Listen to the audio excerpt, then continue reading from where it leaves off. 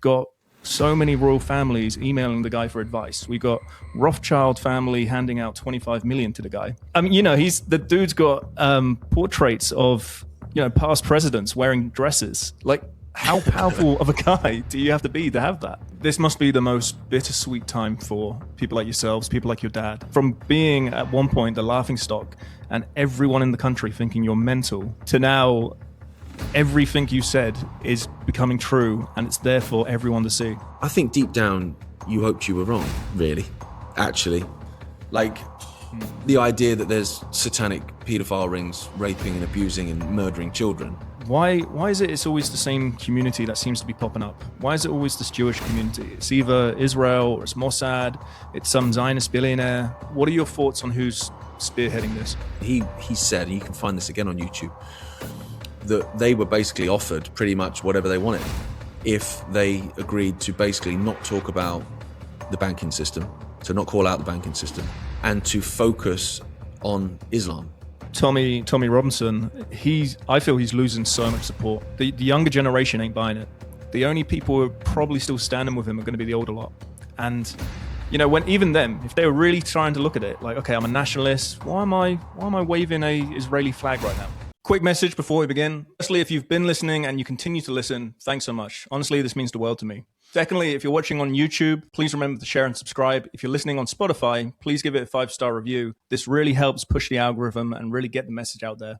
And ultimately, the whole point of this show is to make more people aware. Make sure you leave a comment. Just know that I read every single one. And at the end of the show, I'll be reflecting on the conversation just to let you know what my thoughts are. So stick around till then. Anyway, enough from me. I hope you enjoy. Okay, Gareth Icke, mate. Round 2. How are you? Yeah, good, mate. Yourself?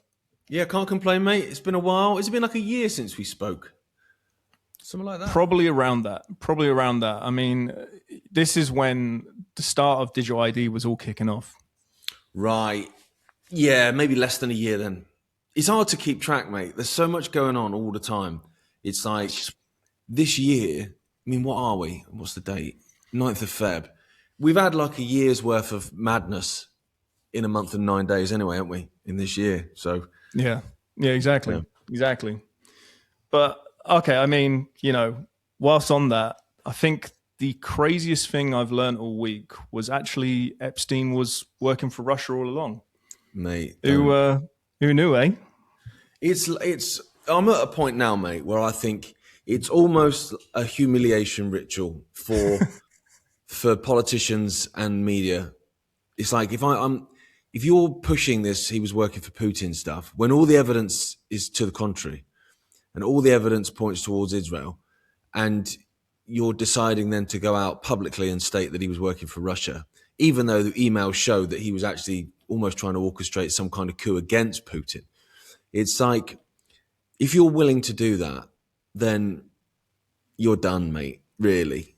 I think, I mean, there's a quote from a lady, her surname's Glover, I'm trying to remember her first name, it's gone, but where she's basically talking about the transgender stuff, where she's like, if you're going to tell me that essentially a woman can have a penis, then I don't believe you on anything else. Because if you're willing to lie about something that's so ridiculous, then I don't trust anything else that you say.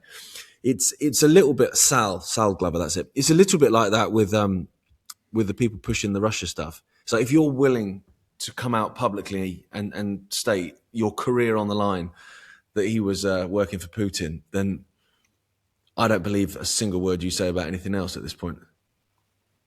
Yeah, well, that's it. I mean, I think collectively everyone has just lost faith with every politician at this point. And even when you see, they do something for the people, even that, I'm like, no, this is he's up to something. All right, the other shoe's about to drop some point, right? Exactly. I wonder if it's intentional though, mate. Like, I'm at that point now where I think they want rid of elected politicians. I think they've wanted that for a while because, they're selected, not elected anyway, but there's still a charade related to it. And there's still, you can get someone who tries to come in from the outside and whatever. I think they want rid of that. I think they want rid of elections. I think they want a technocracy, which they kind of have in sorts, but I think they just want to flat, boldly have it, where you have essentially selected experts that run certain areas of of society rather than having an MP or a senator or whatever. And I think, like everything, they need consent.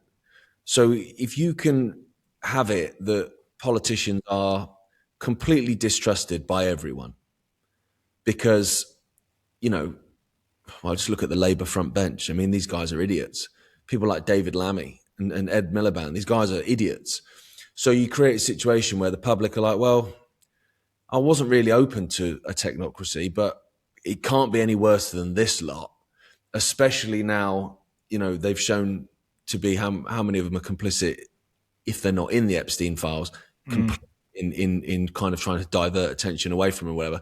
So you think to yourself, well, that creates a situation where no one trusts politicians, no one trusts the media, in which case, right, let's introduce a new system. And the people would be more open to it. I've even seen people saying it, online, that actually, given how bad politicians are, maybe, some kind of dictatorship isn't such a bad idea because it can't be any worse than this. And you're like, well, put my tinfoil hat on. Maybe that's the point. Maybe it's so bad on purpose that we demand accept an alternative, which is never better than anyway. Well, yeah, this is it, and it's not just that, is it? It's replacing officials with AI. That seems to be the move they're eventually going for. Big time, mate. And it's what really gets me is people that are awake to a certain degree. Like, I don't believe anyone's fully awake. I don't believe I'm fully awake at all. Like, there's so much more to know about stuff. And, on a daily basis, I'm looking at stuff going, man, wow, mate, that doesn't make sense. So every day is like trying to, wake up a little bit more or whatever. But people that are probably consider themselves slightly more awake than the masses, they would have seen through the COVID scam, and they would see through, say Russia Gate or whatever. To see those people that are acknowledging the fact that there is some AI takeover and that this is a problem, even if it's just on a base level, like this is a problem for employment, for instance. The more people that get replaced by AI, the more people are struggling and are desperate, and then they'll bring in a universal basic income. Oh, okay, I get it. To see people like that on a daily basis going, at Grok, is this true? And you're like, oh, it kills me, man. Like, because it's like you're literally playing your part in it. You're opposing AI whilst asking AI for verification whether something's true or not.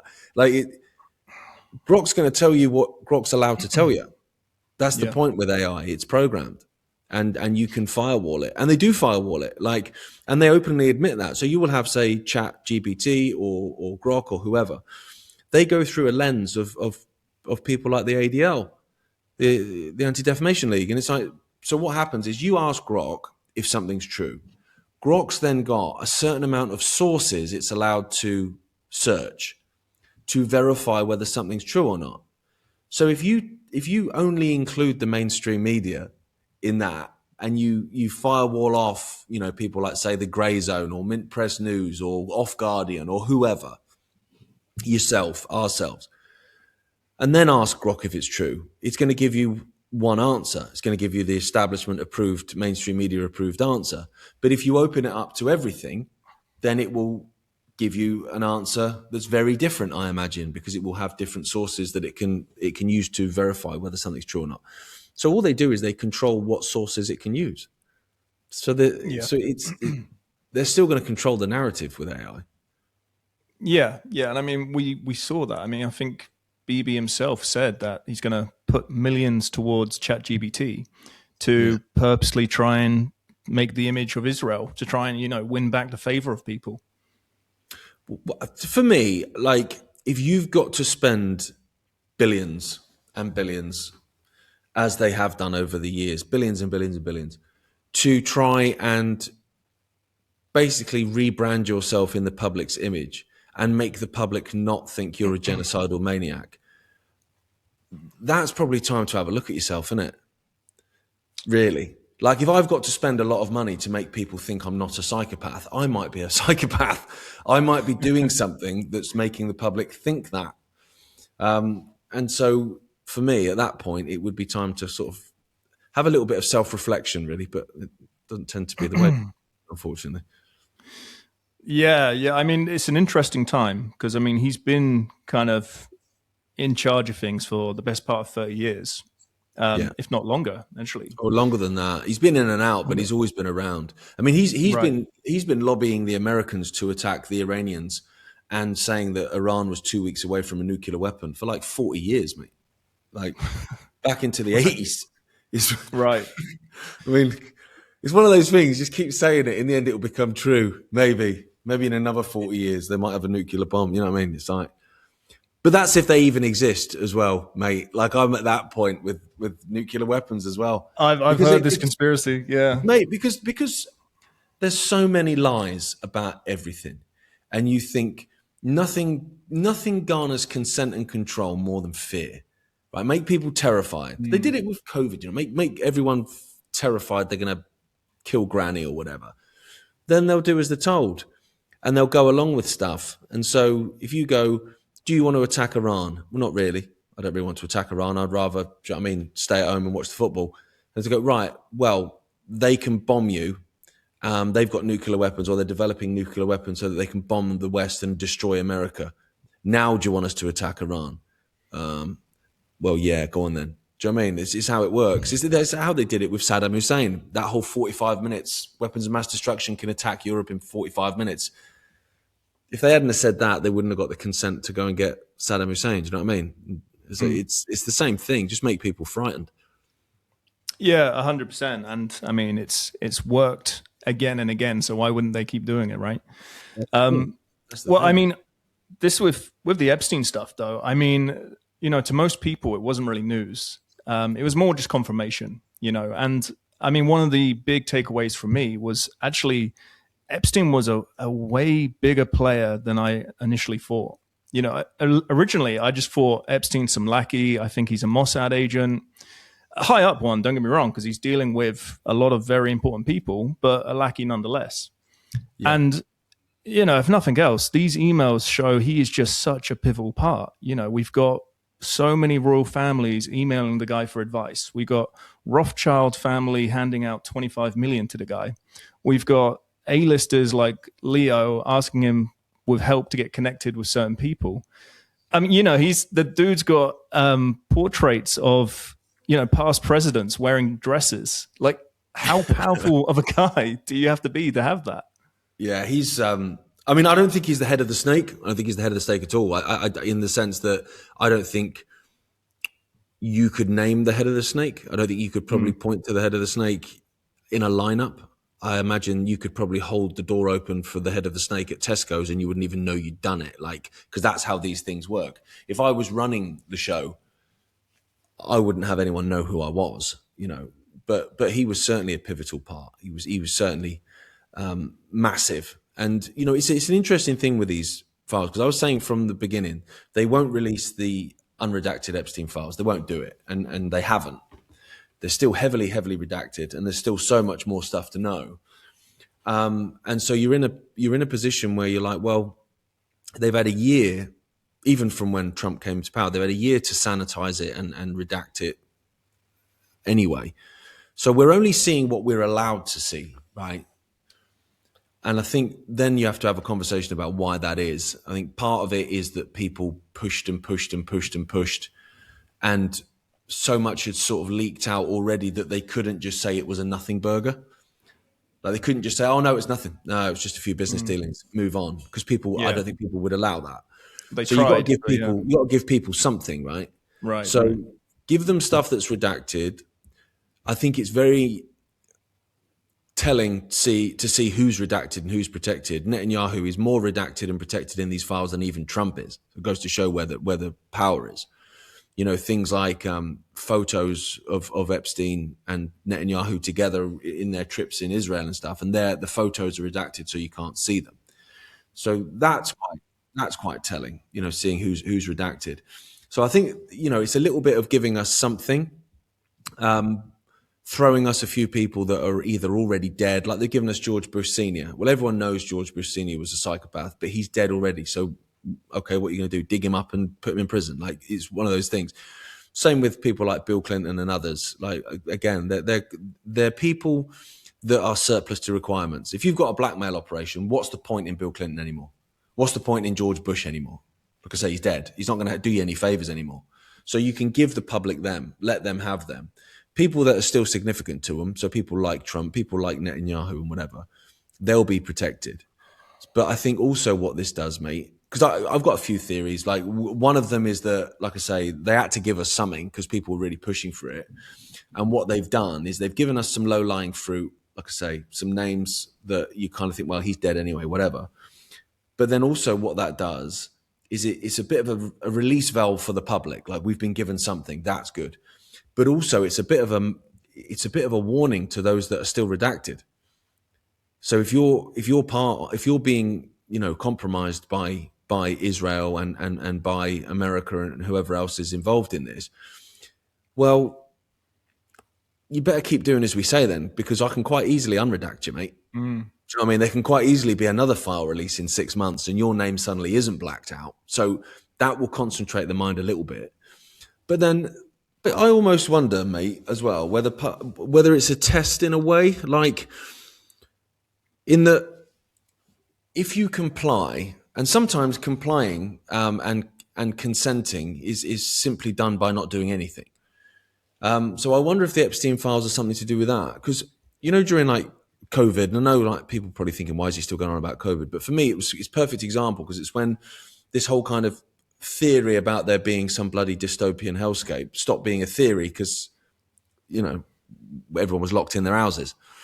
And so it was there for everyone to see. And when they first introduced some of the impositions in sort of March 2020, that almost was a test as well. Like, are other people going to go along with it? Because we could have quite easily not gone along with it. Like, if they said, we're locking down, we're shutting all your businesses down, and everyone said, no, you're not, that would have been the end of it. But everyone went along with it.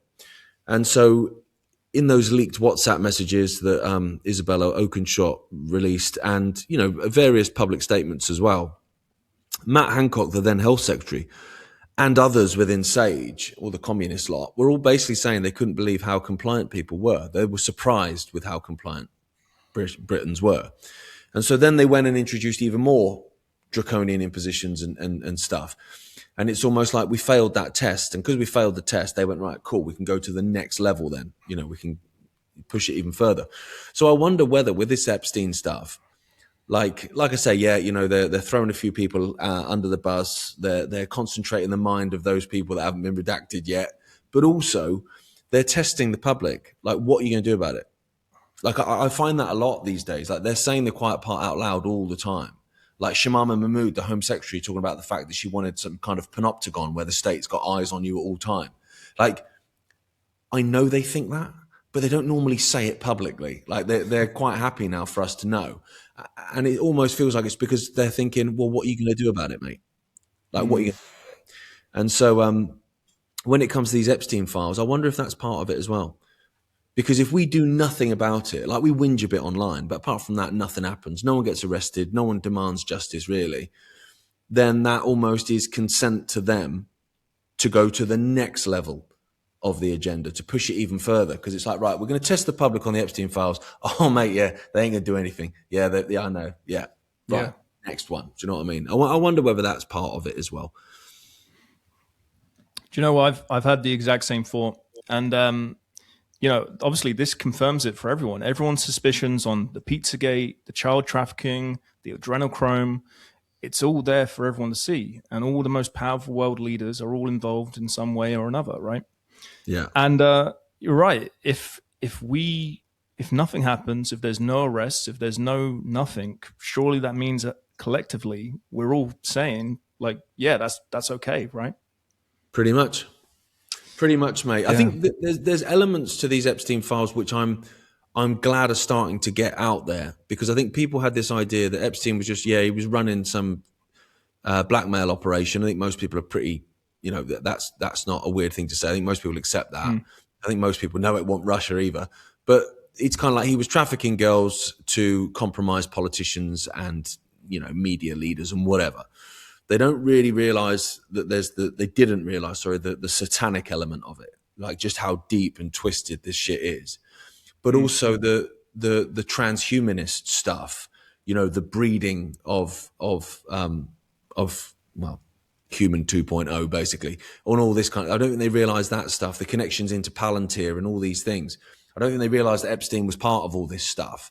The fact that he's regularly meeting with Peter Thiel back then, and so that's good that that's coming out. I think it's interesting as well, like the amount of, because obviously in terms of like the so-called British patriots, they must be wondering what the hell's going on, because you've got Epstein, proudly talking about is supporting Tommy Robinson and stuff. So that must be a weird one for them.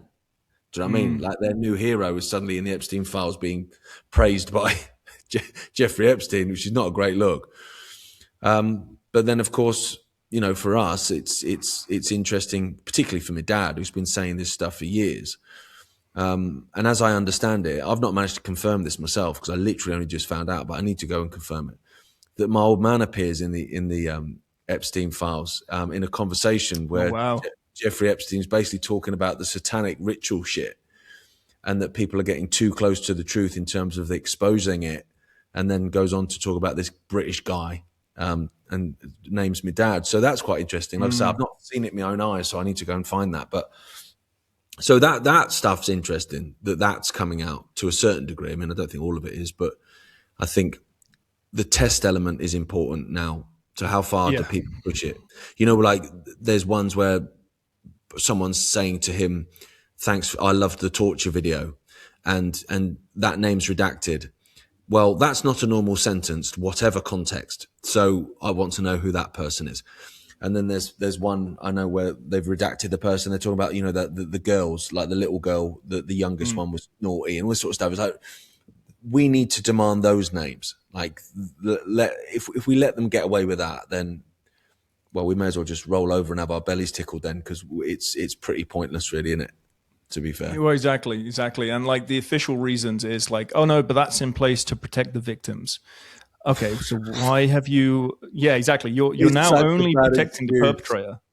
I mean, I know two of his victims, and I've spoken to them regularly, and I'm still in contact with one of them. I can categorically say that they want justice done. The idea that you would be protecting them by not naming the person that abused them, and in what world is that? That's insane. That's like saying, someone going to the police and saying, "This guy raped me," and you go, "Right, okay, don't worry about it. I won't arrest him for your sake. I won't arrest him." You're like, "What? No, I want you to."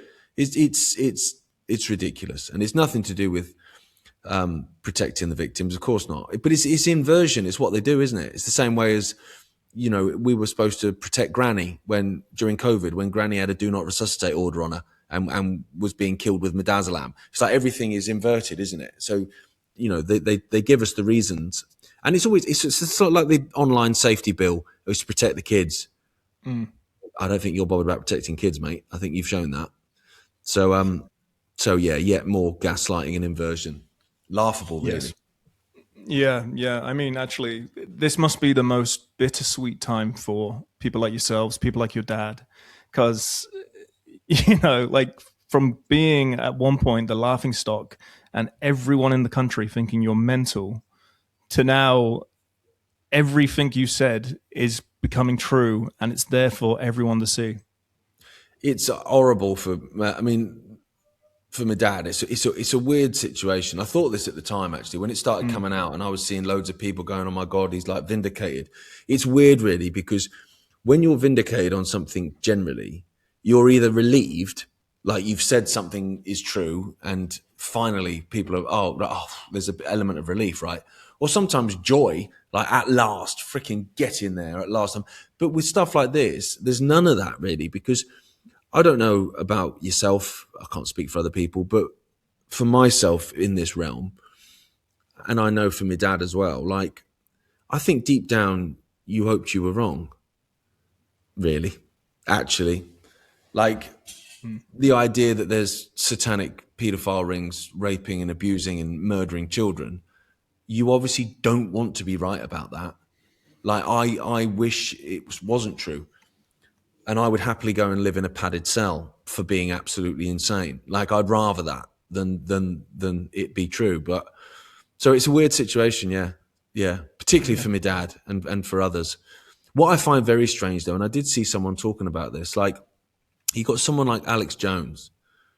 And obviously I've known Alex for a long time, like from when my dad, like those two were like the OGs, weren't they? Like at the start of all of this, like decades ago.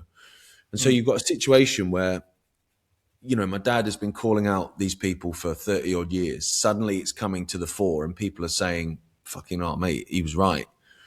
And then you've got someone like Alex Jones that was saying all of this for 30 years that's now, instead of trying to expose it and bring it out, he's almost making excuses, particularly for Trump. And you're like, that's insane. This should be your moment in the sun. Like I say, it would be bittersweet as you've made the point, but it should be your moment of standing up and going, I told you. But instead, it's like trying to make excuses because you've also pinned your colours to the Trump mast. So therefore, it's like everyone in the Epstein Files is guilty apart from him. Like his name appears in it tens of thousands of times, but he's all right. That is some weird gymnastics, mate. And I'm struggling with that a little bit to get my head around it. I think because everyone is becoming aware of this and everyone knows just how powerful these people are, you know, because these things are real, you know, just as they're exposing in the files, these things are real. These guys are psychopaths. So once, you know, they make the jokes, oh, he's got the cool. If you actually did get the cool, I mean, what's that? Your whole family could be wiped out. They're going to torture you. They're going to do this and that. I don't know what's happening with Alex Jones or a lot of these influencers who've maybe liked, you know, changed their tune a little bit. But once you're put in that position, everyone says like, oh yeah, not me. No, I'm going to keep powering on. No problem. But yeah, it's a hard one. And that's when you realize, like, unless you're willing to put your life on the line for this, things aren't going to change. No, exactly. 100%. I think there's also different elements of it. Like maybe they're more kind of, you know, spiritual, what we are, who we are, where we're from, what, you know, that kind of more, you know, what happens when we die, that kind of stuff. I think because my dad's like, that's his thing as well. Like that's his main thing, the nature of reality and all that kind of stuff. That because he has his views on stuff, he doesn't fear death, like far from it. It doesn't in the slightest. So actually those kind of threats and things like that, they wouldn't wash with him because he's kind of not of this world actually in his mind. Like he's out there, you know, with stuff.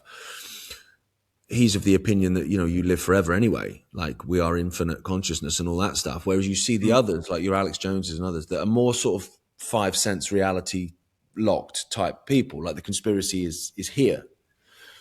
They would fear repercussions, I guess. They would fear what would happen to them if they spoke out. Whereas people like my dad don't, because it's all right, I'll go and explore forever. Do you know what I mean? I also think that it's not a coincidence that his tune changed around the same time as the whole Sandy Hook stuff.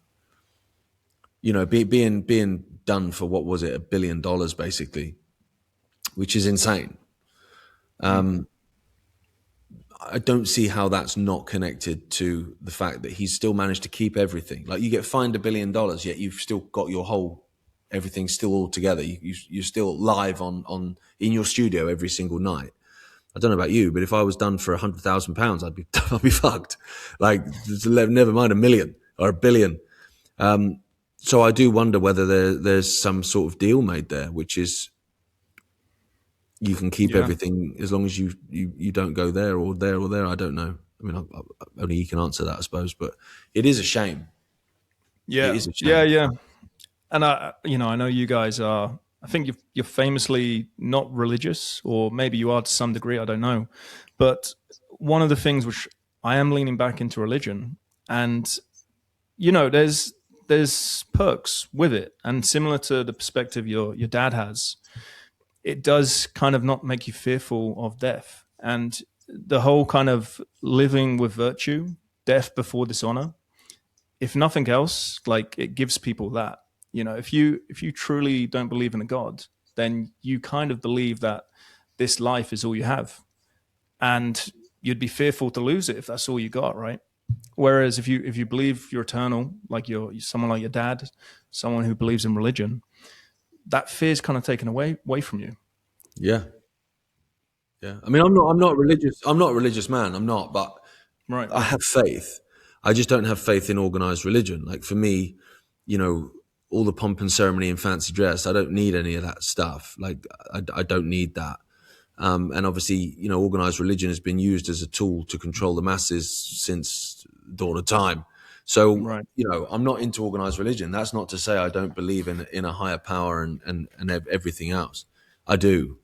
And I live my life by that, you know, or as best I can. Essentially by the Ten Commandments, I guess, even though I'm not a Christian guy. Like, because for me, the Ten Commandments are one commandment, which is don't be a dick. That, like, it's as simple as that. Like, treat others as you want to be treated, and don't, you know, don't force people to do things they don't want to do. Don't put, you know, all it's that's a great way to live. Like, don't be like that. And I think that does kind of put you in good stead. I think you're right in terms of not fearing the end, because I don't believe it is the end. So why would I fear the end when I don't think it's the end? You know. Yeah. Yeah. I also like I find it very strange that, like, and I did a little piece on this the other day, like, because I'm trying to work out like why the world is the way it is. Like, I understand there's psychopaths, but they are the freaking minority, like massively the minority. So why do we allow it to happen? A lot of it is knowledge, I guess. Like, there's a lot of people out there that even now, like, they wouldn't really know about the Epstein Files, or if they did, they'd think he worked for Russia because it's what the BBC said, and they hang on their every word. So you think to yourself, but why do the journalists do it? Like, why? Because these, if you're a journalist at the Daily Telegraph, like, you're not on £100 million. Like, it's not like it's like crazy like footballer money. Like, there'd just be regular jobs out there that you get paid the same amount and you wouldn't have to sell your soul and lie. I don't understand. And then I was thinking, how much of it is actually just a lack of foresight? Because what these people don't realize is by helping introduce and bring in and usher in this dystopia, they've got to live in it and all. That's what I don't understand. Like, if you're eating at the big table with all the politicians and you're either compromised as fuck or you're a psychopath yourself, or, you know, you think that you can go off and ride into the sunset and you'll be taken care of and you'll live in the capital in Hunger Games. Do you know what I mean? But if you're just writing, if you're a regional editor for a news outlet, sorry, mate, you're not getting a seat on the ark, mate. Do you know what I mean? You're getting flooded out like the rest of us. So what? So why bother? Like, I don't understand. I'd love an answer. I don't think I'll ever get one. But and I thought to myself the other day, I was like, it's literally the equivalent of having a row with your wife. So you just smear shit all over the house to get back at her, and go, that'll show her. So yeah, but it's your house as well, dickhead. Like, what are you doing? Make any sense? And that's what I don't understand with these you know, journalists that are pushing this Russia nonsense, that push the COVID nonsense, you know, that push the climate change nonsense, any of it, because, you know, the results of the consent that they are manufacturing will come back on them as well. So it's just stupid to me. It makes no sense. Yeah. Yeah. Yeah. Well, I guess one of the big things too, you know, and I know you and your dad have theories on this as well, but why is it it's always the same community that seems to be popping up? Why is it always this Jewish community? It's either Israel or it's Mossad, it's some Zionist billionaire. Like, what are your thoughts on who's spearheading this? Well, that's a difficult thing. I mean, I'm not of the opinion that it's the Jews or it's a Jewish plot. Like, I'm not. I think that's too simplistic, actually. But I think there is an element within that group that probably aren't really part of that group.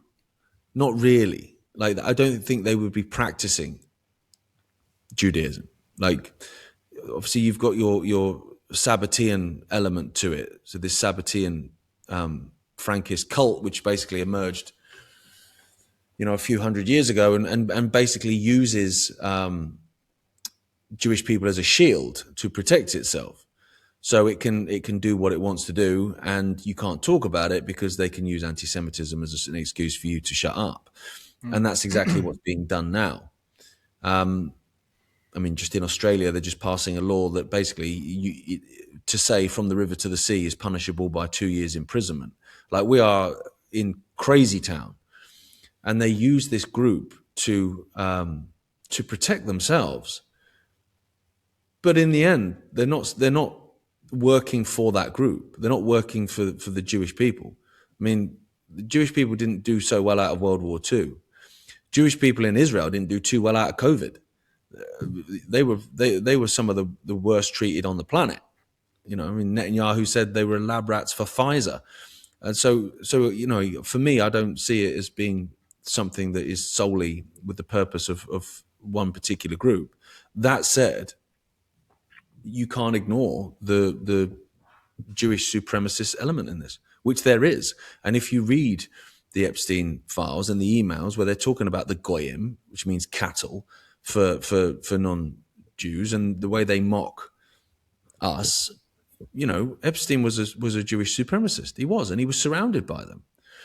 And in fact, Maria Farmer, a victim of Epstein, called him a Jewish supremacist and said that they were Jewish supremacists. Like, they weren't abusing Jewish people in those on the island and stuff like that. And she was called an anti-Semite by Alan Dershowitz, who of course is up to his neck in this as well, for daring to say Jewish supremacist. And in fact, the Palestinian doctor that's been arrested 4 times in the United Kingdom and struck off for 15 months for daring to call out Israel, their main beef with her, if you look at the police documents, is her use of the term Jewish supremacy. So there's obviously like something going on there, because if it was any other group, you could talk about it. You can talk about the Muslim grooming gangs and rape gangs. Tommy Robinson can't stop talking about that, and nor should you. Nor should you stop talking about that. But he's very quiet on this. It's like the people won't connect it, and that's what the Russia thing's about as well. It's another way of distracting away from the fact that actually, no, come on, wait a minute. It's very strange, but I do think it's too simplistic to say it's just the Jews, because it's not. You know, the guy in the local deli is not behind this. You know, I've got plenty of friends that are Jewish that find all this stuff abhorrent and actually call out Israel regularly, and actually get attacked more aggressively than the non-Jewish people that call out Israel. To be fair, they get called, you know, self-hating Jews and all this kind of stuff. So, you know, I don't think it's a Jewish plot, but there is an element within it that shouldn't be ignored at all.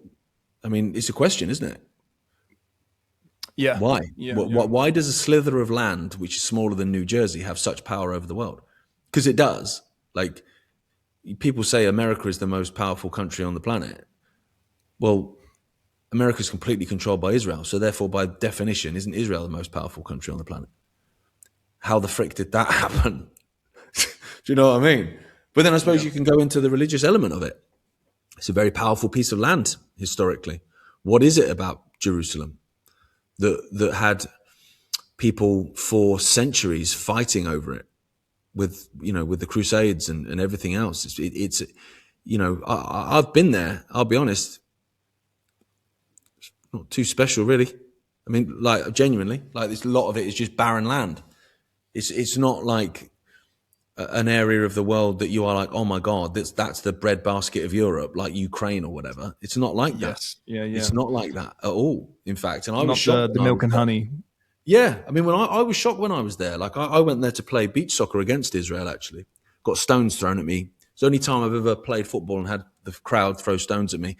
And I got called, I can't remember what the word was. It wasn't anti-Semite, but they were alluding to the fact that I was only angry because they were Jewish. After the game, when I spoke to one of their coaches and said, "What the hell is going on that your supporters are throwing stones at me?" Eternal victimhood. There you go. but I thought then when I was there, I was like, I don't get it. Like, I don't get what is it about this place? But there's clearly something. Like, there's clearly something about it. And, you know, I know people go right out there in theories of, you know, portals to other worlds and all this kind of stuff. They do, like, with Jerusalem and whatever. And I'm at a point now, mate, where I'm open to anything. Like, I literally nothing's off the table for me anymore because of the way the world is. Like, but there's clearly something significant about that land, for sure. What it is another question. Yeah. I do think there is some, like, dark energy there. But I mean, when I think about the powers that be, I personally think it all comes down to like in-group loyalty. And don't get me wrong, there's these multiple factors of people I believe competing for power.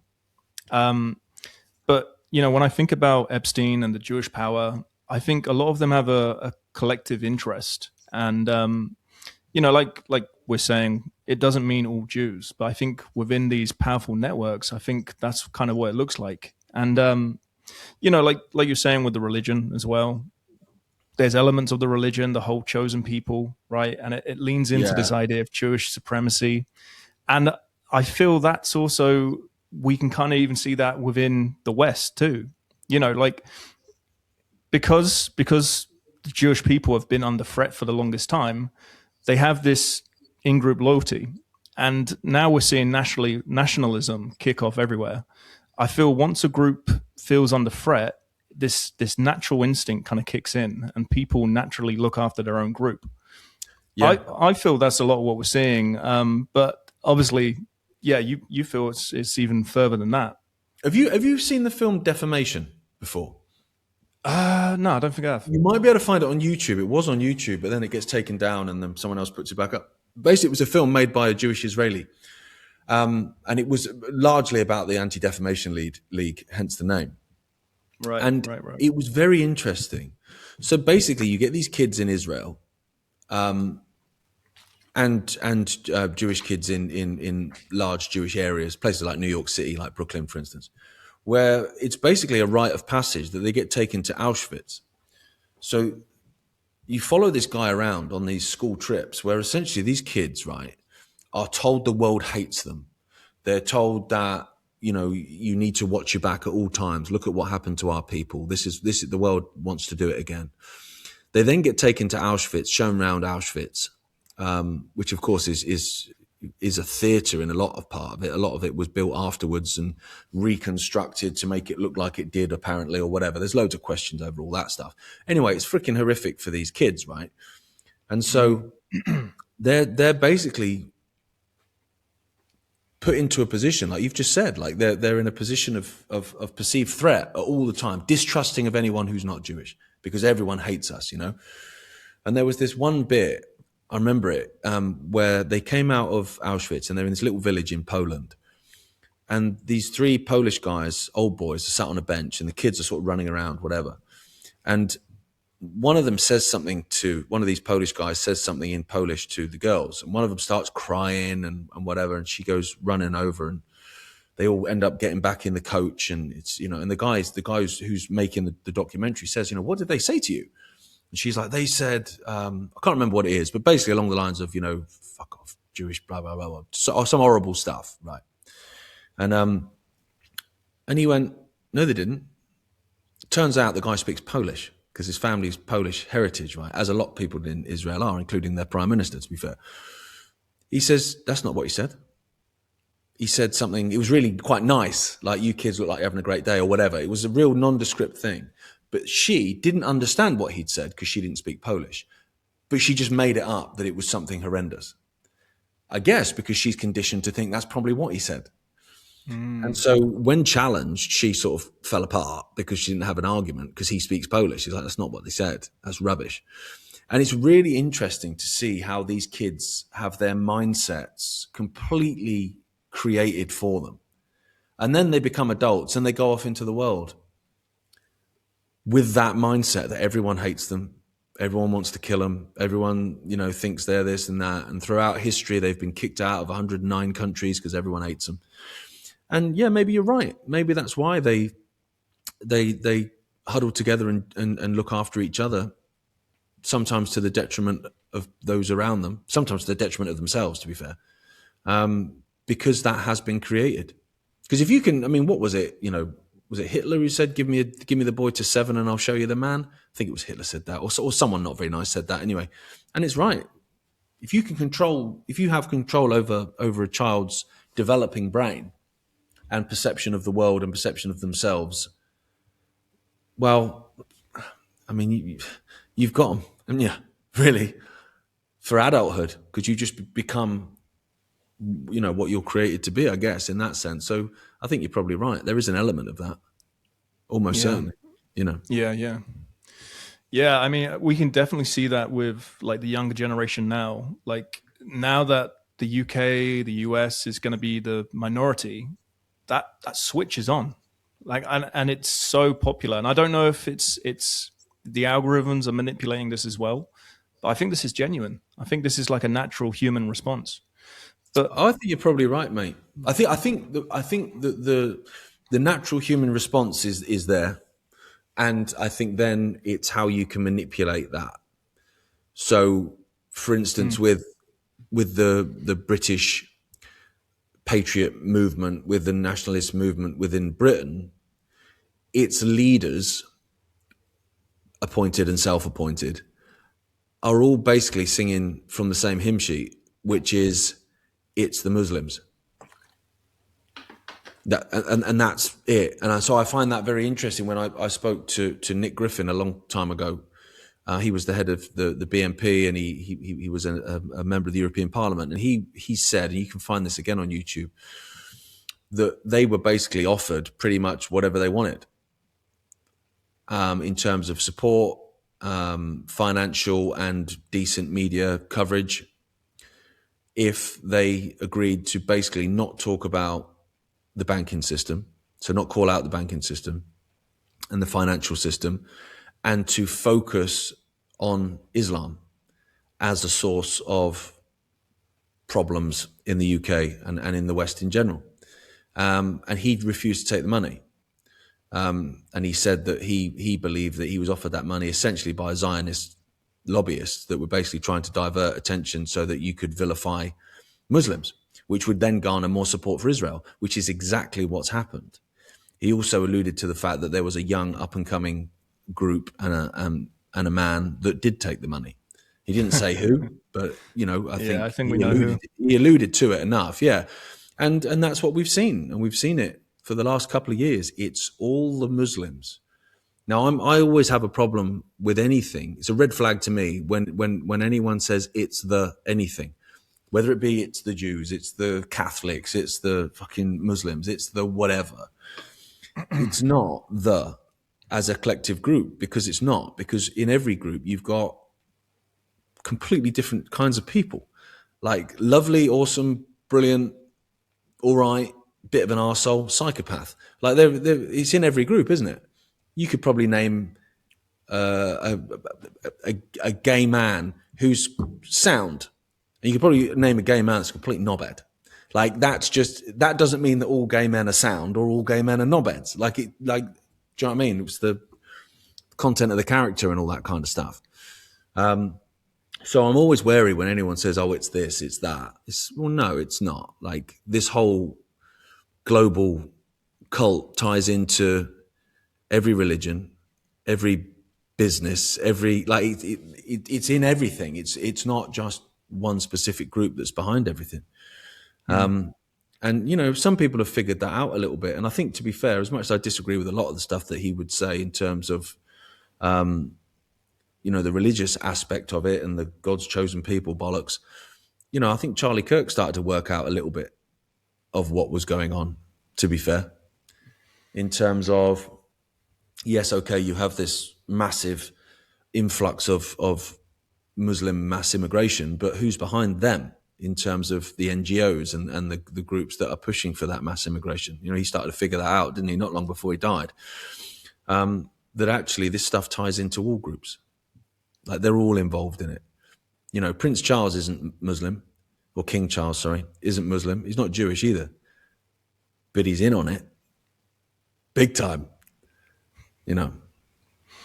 Yeah, no, it's true. It's true. And as far as Tommy Robinson, I feel he's losing so much support, and he hasn't got the support. The younger generation ain't buying it. The only people who are probably still standing with him are going to be the older lot. And when even them, if they were really trying to look at it, like, okay, I'm a nationalist. Why am I waving a Israeli flag right now? Well, exactly. Make that one make sense. And also, they can see, like, even with Australia, like that 2 years in prison for saying from the river to the sea. Like that, like what? That isn't even, you know, that censorship isn't for any other group. And that's not even a religious group, because from the river to the sea isn't something that's about Jewish people. It's about Israel. So that's actually about a nation. And I think, yeah, you're right. Young people have started to figure that out. Actually, this isn't a nationalist movement at all. This is waving a foreign flag at a nationalist rally. I mean, that's embarrassing. And so, yes, they have started to figure that out. I think that the Tommy Robinson thing's weird, though, because I interviewed him during COVID, and he came in. He came into the studio, and because for me, I'm like, I think you are. Like, I'll interview anyone. Like, I'll talk to anyone and ask them questions, because I think we without dialogue, we're just going to keep fighting all the time, and that's not going to lead anywhere good, right? And he was a different man in here from the one that I'd seen previously.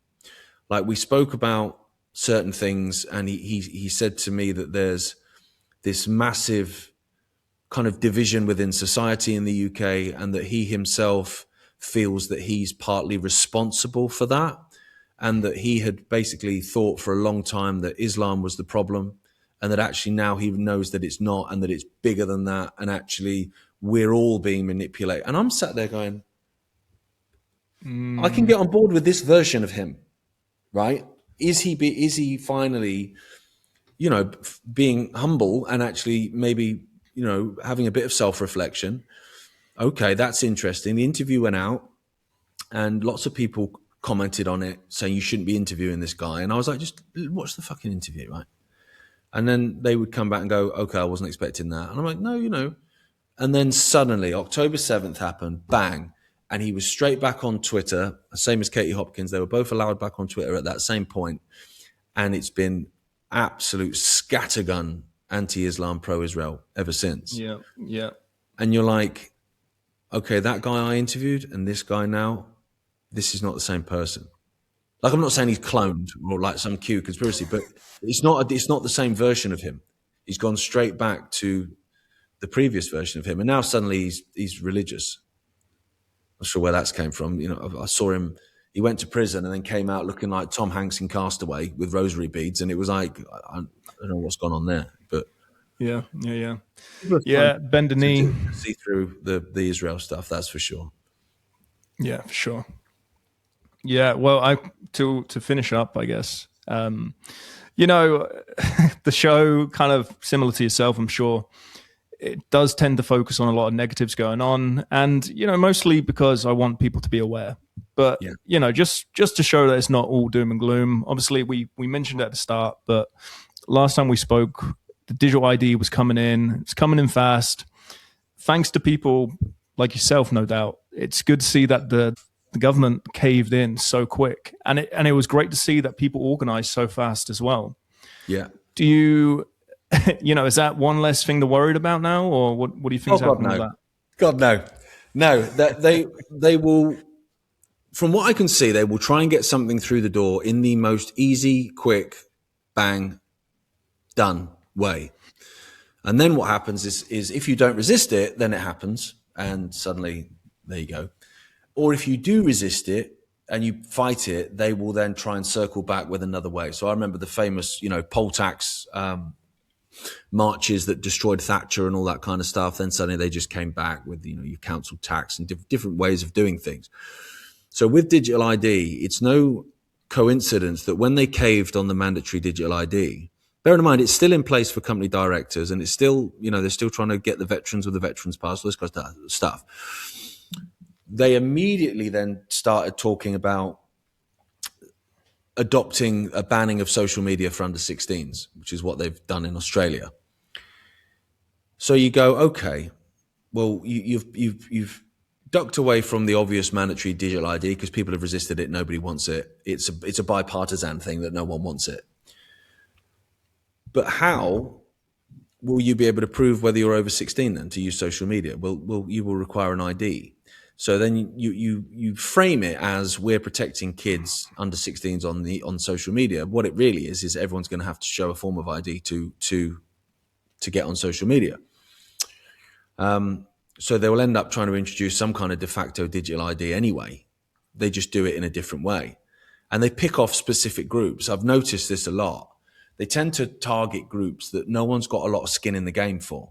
So they'll probably target immigrants will need a digital ID, or they'll probably target prisoners, inmates will need a digital ID to keep tabs on them when they're released from prison or whatever. It would be almost like a way of solving overcrowding. We can release them early, but they will need a digital ID to do X, Y, and Z.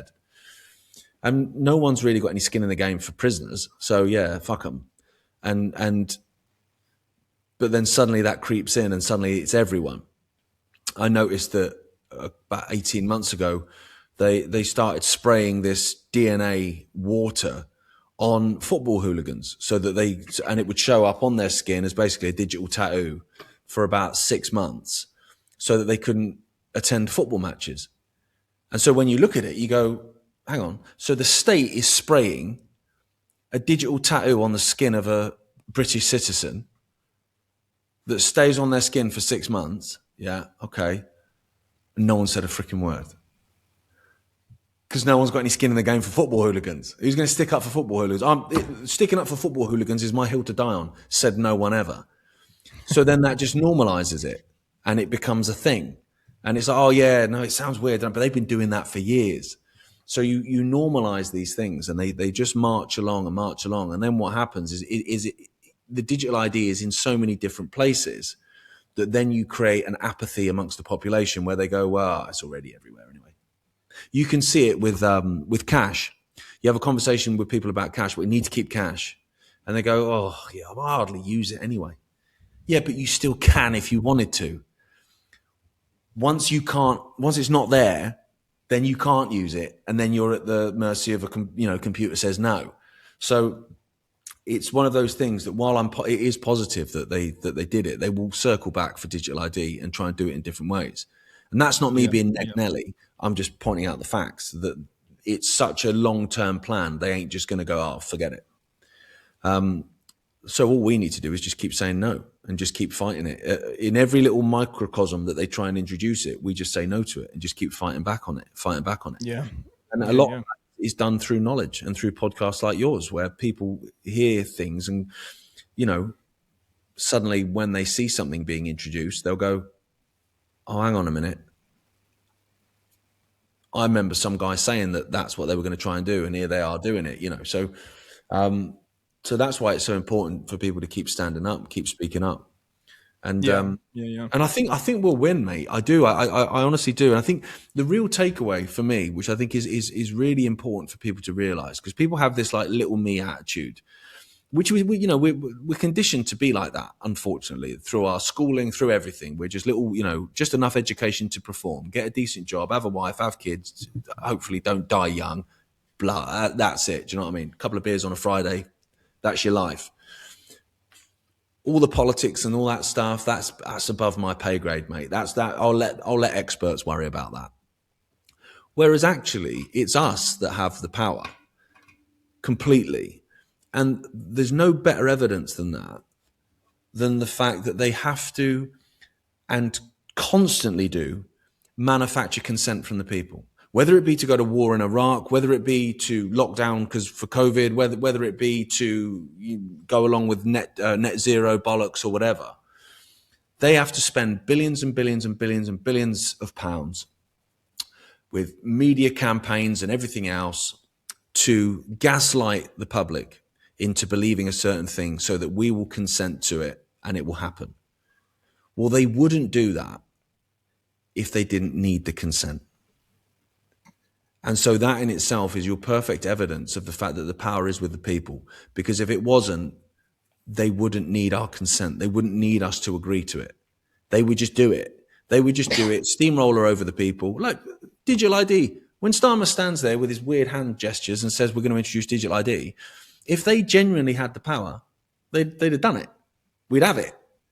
And yeah, we could protest on the streets of London and they go, oh God, are they out protesting again? Lol. But they can't. So that should tell us, the people, that actually, if we have a little bit of courage to stand up and refuse and say no, that actually it's not a foregone conclusion that we're all living in some dystopian hellscape in 2 generations. It's not. It can be if we allow it to be, but we have to allow it to be. So that's where we step in. Hopefully, hopefully that's where we step in and we say no. I love the word no. It's my favorite word. I never used to be like that when I was younger. I was very much yes to everything. Let's just yes. Now I'm like no. And I love it. It's the most powerful word in the English language and we need to use it more for sure. Just a quick one. Have you seen this as well? They're reframing the whole 15-minute city thing. And Oxford, they've just reintroduced some new permits. You know what I'm talking about? Yeah. This is all part of it as well, mate. The 15-minute cities, the electric cars, the smart motorways, every single thing is connected to something else. And how you know that is by the fact that they do it or attempt to do it, no matter how much evidence there is to the contrary. So last week I was looking at another killing on a smart motorway where a lady's car broke down. There's no hard shoulder anymore, of course, because it's a smart motorway, which is built for driverless cars long term. And of course, what does a driverless car give the state? Well, it gives the state the power to decide when you can go somewhere and when you can't. You're not behind the wheel. And so obviously there's no hard shoulder. So the car gets taken out by a truck and she dies. Now, that happens all the time in this country. Yet they carry on building smart motorways because it's the agenda. Therefore, they just keep rolling it on if people don't stand up against it. It's the same with the COVID shots, right? Like if a pipe of Pringles killed 3 people, they'd recall every pipe of Pringles from every single supermarket in the United Kingdom. Yet they still roll these jabs out left, right, and centre, no matter how many people they kill and how many people they maim, because it's part of an agenda. And 15-minute cities are the same. No matter how much people stand up against them and say no to them, it's the agenda. So they're going to keep trying to push for it, which is why we need to resist it all the time, constantly. Every time you see it, and to be honest, they're trying to do it by stealth. Like I've found this a couple of times. There's a town near me. It's not a big town either, but there's certain ways that I will drive either to go to ice hockey training or go to the gym or whatever.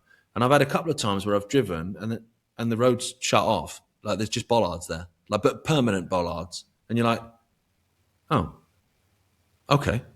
So I have to go a different way then. You're like, but if you live on that street, they've literally just severed that street in half. Why would you do that? So if you live there, it affects you negatively, which I think is probably part of ring fencing where people can go and whatever long term. And I'm sure we'll probably see more of that popping up, which then, comes down to the people. What do you do about it? I'll drive a truck for it would be a start. But 100%. Well, there's things we can do. And that's the thing. I think, you look at what they did, the ULEZ guys, the Blade Runners. That's one way of dealing with it. Yeah, awesome.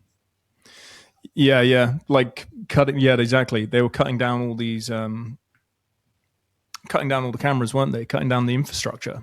And this is what they're already putting in. I mean, they've been putting it in for a while, but, just in case anyone hasn't seen this, the permit would allow for 100 days of free travel within Oxford.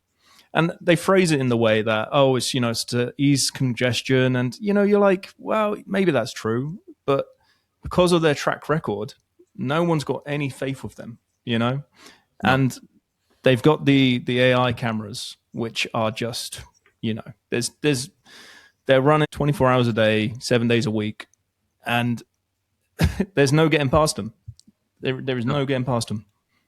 No. Yeah. And once you've got digital ID there, once you've got your social credit system in there, all these cameras can determine where everyone is, where everyone's going, whether they're allowed to go there. This is the thing, you see. It's the shift. The 15-minute city is sold as everything you need will be within 15 minutes of your house. You only have to go 15 minutes to get everything you need. That suddenly then becomes you can only go 15 minutes from your home to get everything you need. And it's that subtle change that I don't think a lot of people realize is coming if they allow it. And you'll find a lot of that, I remember when the term rewilding zone was like, what the freak? What does that mean? It's everywhere now. Rewilding. Basically, that is Orwellian newspeak for kicking people off the land, because they don't want people in rural communities. They want them in the cities. And a great way of doing that is by destroying farmers, destroying employment in rural areas. So everyone has to go to the city to get a job. And that's understandable. If you need to feed your family, you go where the money is, right? Yeah. But that's what they want. Yeah. They want people. And again, it comes back to fear. To sell all that dystopian shite, you just tell them the world's ending, global warming, or whatever they call it now, climate change. So that people will go along with it. Okay, I don't want to leave the rural areas and go to the city, but the world's going to explode if I don't, so I better go and do that then. Although I've got to say that narrative's dying, man. The climate change one's really struggling, I think. I think they're struggling to sell that one to people. Oh, since COVID, I think most narratives now, it will get to the point where they're going to try and push the agenda, and it's probably going to get physical. I think that's the only, natural progression of it. That's a worry, because I think that's what they want. I think they're quite happy with people sat at home going along with stuff, watching the telly. What can I do? And I think they're probably quite happy people chucking Molotov cocktails at coppers, because they can crack down on that. And they can send the boys in on that, and they can use that violence as an excuse to bring in more freedom deletions. It's peaceful non-compliance, where people refuse to be riled, refuse to chuck a rock at a copper, but refuse to do it, refuse to go along with it, but in a peaceful way and with large numbers. That's what they can't police. That's what they can't cope with. They can crack down on a riot. They just send the army in. And they don't need to crack down on people that are sat at home saying, well, what can I do? Because they're already lost. It's that big group in the middle that just needs to simply not go along with it. And like, as an example, all the time, mate, March 2020, we're shutting down your business. No, you're not, mate. Good day. Don't need to chuck a rock at you. Just, I'm opening, and they're opening across the road, and that one on the corner's opening as well. We're all opening. Everyone's opening. It's an essential business because it feeds my family. So it's essential to me. All the best, copper, off you go. And that's how you win. Because what can they do? It's a numbers game. So for me, it's always been a numbers game. If there's enough people that refuse to comply, then it's done. It's that whole, A Bug's Life thing, isn't it? And Ants, which are basically the same film, those two films, where, the grasshopper says, we need to crack down on this, because if those ants realize that they outnumber us, then we're done. Yeah, and that's what the people need to realize, that we outnumber these goblins. And you look at who these goblins are. You just need to look at the Epstein Files that we've been allowed to see who these demons are and what they're capable of. Why on earth would you go along with anything they want you to do? I mean, that's just madness. Yeah. Not wrong. Gareth, thanks so much for your time. Oh, pleasure, mate. And I'll speak to you again. Take care. So if you made it this far, firstly, thanks very much. I love the Ickes. I absolutely love them. I think they're brilliant. And like we discussed on the show, David Icke is one of the most vindicated men in history. No word of a lie, this guy would have been the laughingstock of the whole nation. And for him to power on through, for him to be consistent and still say the same message, even though everyone's saying that you're full of shit, I have so much respect for this man. I really do. And let's face it, he was right about pretty much everything, And it's because he was right, we really do all need to face reality. One of the things that I really want to take away from this is how important it is for people to find their tribe. I'm quickly realizing there's people who are on the left, and I don't want to make it a us v them situation. I'm just saying, like, the people who have so much resentment for their own culture, the people who don't even want to have families, I'm not going to spend my time trying to convince them that is the right move. I want to put all of my efforts with people who want to grow and build a community, who want to have a nicer place to live within England. And ultimately, these are the patriots. These are people who actually love our culture. I guess that's one of the directions I'll be taking the show. And it's to try and grow a community like that. And if there's already communities out there, brilliant. Like, let's all grow together. And of course, the show, like I say, can be a bit doom and gloom, but we have to be aware of the threats, right? Only by acknowledging the problems can we actually try and solve them. If you're watching on YouTube, please leave a comment, share, subscribe. If you're watching on Spotify, please give it a 5-star review. As you can imagine, anytime I talk about Islam, anytime I speak about Zionism, I get a lot of people from these communities trying to give it a bad review. So if you are enjoying the show and you are finding value, please do that for me. It does help push the message out there. And again, let me know the guests that you want me to speak to. Let me know your thoughts. At this point, I'm pretty much happy to talk to anyone. Anyways, hope to see you next time. All the best.